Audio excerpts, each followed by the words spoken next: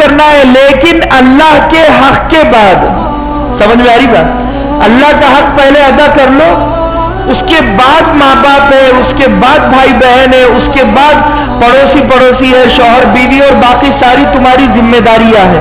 سب سے پہلی ذمہ داری کہ تم نے بندگی کا حق ادا کیا یا نہیں کیا. بندگی کا حق یہ ہے کہ 5 وقت ماتھا اللہ کے سامنے جھکاتے ہو یا نہیں جھکاتے ہو, نماز پڑھتے ہو یا نہیں پڑھتے ہو, روزہ رکھتے ہو یا نہیں رکھتے ہو, سچ بولتے ہو یا نہیں بولتے ہو, دھوکہ دیتے ہو یا نہیں دیتے ہو.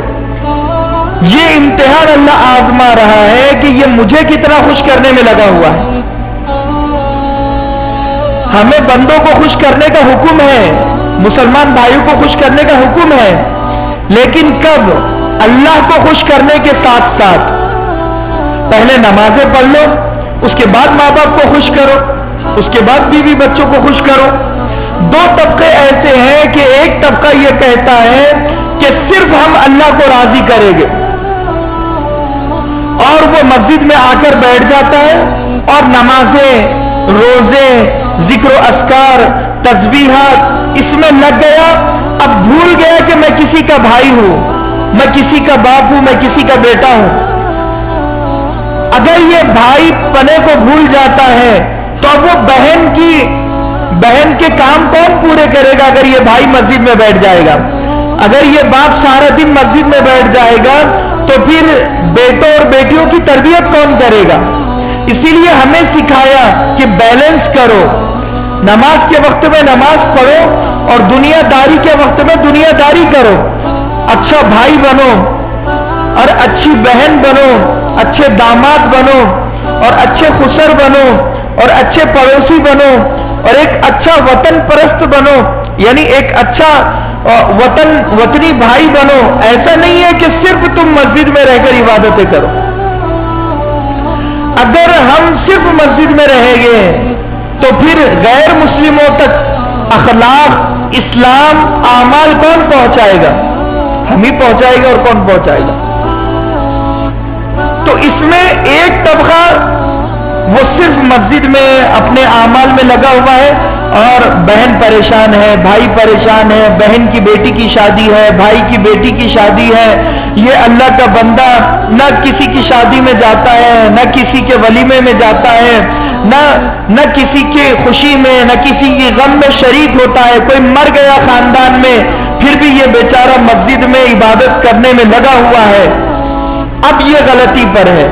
اسلام یہ نہیں سکھاتا کہ اتنا عبادت میں لگ جاؤ کہ اپنے جنازے میں جانا چھوڑ دو یا پھر عقد میں شرکت چھوڑ دو. عقد میں شرکت یہ بھی تو دین ہے, یہ بھی تو عبادت ہے. جنازے میں شریک ہونا یہ بھی تو عبادت ہے, یہ بھی تو دین ہے. بات سمجھ میں آ رہی؟ صرف ہم نے دین کو سمجھ لیا کہ یہ صرف نماز پڑھنے کی حد تک, روزہ رکھنے کی حد تک, تلاوت کرنے کی حد تک ہے. ہمارا پورا زور نمازوں پر, قرآن پر, روزوں پر ہے, عبادتوں پر ہے. باقی دوسرے معاملوں میں ہم زیرو. اس سے پہلے بھی میں نے بتایا تھا کہ رہن سہن کے معاملے میں, پڑوسی کے حق ادا کرنے کے معاملے میں ہم یہ معاملے میں پیچھے ہیں. اسی لیے کہا کہ اپنے بھائیوں کی مدد کرو. کب؟ پہلے اللہ کا حق ادا کر دو, پھر بندوں کا حق ادا کرو. اللہ کو خوش کرو, پھر بندوں کو خوش کرو. الزانیۃ والزانی, زنا کرنے والی عورت, زنا کرنے والے مرد, فجلدوا کل واحد منہما 100 جلدہ. کہا کہ یہ دونوں کو سزا کیا دی جائے گی؟ 100 کوڑے مارے جائے گے. اب کچھ لوگ یہ کہتے ہیں کہ اگر ہم کسی کو نماز کی دعوت دیں گے تو اس کے دل کو برا لگے گا, خراب لگے گا. اگر اس کے دل کو برا لگتا ہے تو لگے, لیکن اس کا مطلب یہ نہیں ہے کہ ہم اسے نماز کی دعوت نہیں دیں گے, دین کی دعوت نہیں دیں گے. نماز کی دعوت دینا ضروری, دین کی دعوت دینا ضروری, اسے اچھائی کی طرف لے جانا ضروری, برائی سے روکنا ضروری. تو کیا کہا کہ 100 کوڑے اسے مارے جائیں گے, اور کیا ولا تأخذوا, اور کیا کہا کہ تم ان پر ترس مت کھاؤ. یعنی یہ جن کو کوڑے مارے جا رہے ہیں 100 کوڑے, تو ان پر ترس مت کھاؤ. یعنی دین سے پیچھے مت ہٹو. تو ہمیں بھی تو یہ کہا کہ اگر کوئی نماز نہیں پڑھتا تو تم پیچھے مت ہٹو, ان پر ترس مت کھاؤ, بلکہ انہیں دین کی دعوت دو, نماز کی دعوت دو. اور صرف یہ نہیں کہا آپ کو, فرمایا وَلْيَشْهَدْ, اور فرمایا کہ عَذَابَهُمَ طَائِفَةٌ مِّنَ الْمُؤْمِنِينَ, کہ مسلمانوں میں سے ایک جماعت ایسی ہونی چاہیے جو ان کی سزا کو دیکھے. وہ دونوں کی سزا کیا ہے؟ زنا کرنے والے مرد اور عورت اگر غیر شادی شدہ ہے, کنوارے ہیں, تو 100 کوڑے مارے جائیں گے. اگر شادی شدہ ہے تو سنسار کیا جائے گا, رجم کیا جائے گا, آدھا زمین میں دھسا دیا جائے گا, اور سارے شہر کے لوگ مل کر انہیں اس وقت تک مارے گے جب تک وہ مر نہیں جاتے. کیونکہ شادی کرنے کے بعد سزا بڑھ گئی, اس لیے کہ وہ بیوی کا حق تھا تم نے کسی اور کو دیا, وہ شوہر کا حق تھا تم نے کسی اور کو دیا, اب تمہیں سزا زیادہ دی جائے گی. سزا کیا؟ اب تمہیں سزا موت دی جائے گی, وہ بھی ذلیل کر کے, تمہارا تماشا بنا کر آدھا زمین میں دھسایا جائے گا, اور سارے شہر کے لوگ, بچے, بوڑھے, مرد, عورت سب مل کر جب تمہیں مارے گے تو کتنا ذلت اور کتنی رسوائی کی وہ سزا ہے, کتنا وہ ذلیل ہوگا. سوچنے والی بات ہے. تو ہمیں کا ترس نہیں کھانا ہے. کیوں؟ اب کوئی اگر یہ کہے کہ بھئی انہیں معاف کر دو, انہوں نے زنا کیا لیکن انہیں معاف کر دو, اسلام یہ کہتا کہ نہیں, ان معاملات میں معاف نہیں کیا جائے گا. تو اسی لیے ہمیں دین کی دعوت, نماز کی دعوت, روزوں کی دعوت دینا ضروری ہے, لازم ہے. اور دوسری جگہ پر یہی کہا کہ ایمان کے 70 سے زائد شاخیں ہیں, اور سب سے زیادہ افضل ترین لا الہ الا اللہ کا پڑھنا, اور سب سے زیادہ کم درجہ راستے سے تکلیف دہ چیز کو ہٹانا. دوسری حدیث میں فرمایا کہ اپنے بھائی کے لیے وہ پسند کرو جو تم اپنے لیے پسند کرتے ہو. ایمانداری سے اگر کسی سے پوچھا جائے کیا تم یہ چاہتے ہو کہ کوئی تمہیں صرف گالیوں سے بات کرے, صرف جھوٹ تمہیں کہے, صرف تمہیں نقصان پہنچائے؟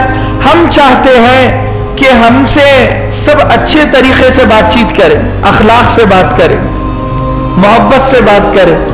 تو ہمیں بھی چاہیے کہ ہم بھی بدلے میں محبت سے بات کریں. یہی وجہ ہے شوہر اور بیوی کے جھگڑے کی. شوہر یہ کہتا ہے کہ بیوی حق ادا نہیں کر رہی ہے, تو پہلے ہم بیوی کا حق ادا کر رہے ہیں یا نہیں کر رہے ہیں, پہلے یہ دیکھنا ضروری ہے. ہر شخص یہ چاہتا ہے کہ وہ میرا حق ادا نہیں کر رہا, وہ میرا حق ادا نہیں کر رہا, لیکن کوئی یہ نہیں دیکھتا کہ میں بھی تو کسی کا شوہر ہوں, میں بھی تو کسی کا بھائی ہوں. کیا میں اپنے سارے حق ادا کر رہا ہوں؟ کیا میں ایک اچھا شوہر بن گیا؟ کیا میں ایک اچھا بھائی بن گیا؟ کیا میں ایک اچھا داماد اور ایک اچھا پڑوسی بن گیا؟ کسی کو یہ فکر نہیں ہے. اے بیٹا تم ادھر جا کے بیٹھ جاؤ. تو اسی لیے فرمایا کہ ہر شخص چاہتا ہے کہ میرے حقوق سامنے والا ادا کرے, لیکن اپنا فرض ادا کوئی نہیں کرتا. ہم اکثر پریشان ہوتے ہیں کہ بھائی یہ پڑوسی کی وجہ سے میں پریشان ہوں, اور میرے دکان پر میرے نوکر وہ کام نہیں کرتے ٹھیک سے. کیا ہم نے کبھی یہ سوچا کہ کیا ہم نے نوکروں کا حق ادا کیا؟ کیا حق ہے ان کا کہ ان سے ہلکا کام لے, عزت سے انہیں بات کرے, نرمی سے انہیں بات کرے؟ یہ ان کا حق ہے. مالک مکان اور کرایہ دار کا مسئلہ بھی یہی ہے. مالک مکان کرایہ دار سے پریشان, کرایہ دار مالک مکان سے پریشان. مالک مکان یہ چاہتا ہے کہ کرایہ دار میری بات مان لے, بدل جائے, لیکن کیا اس نے یہ سوچا کہ میں نے کرایہ دار کو خوش کرنے کے لیے کوشش کی ہے, محنت کی ہے, اس کی پریشانی کو اپنی پریشانی سمجھا ہے؟ احب للناس ما تحب لنفسک. تم اپنے لیے جو پسند کرتے ہو اپنے بھائی کے لیے وہی پسند کرو.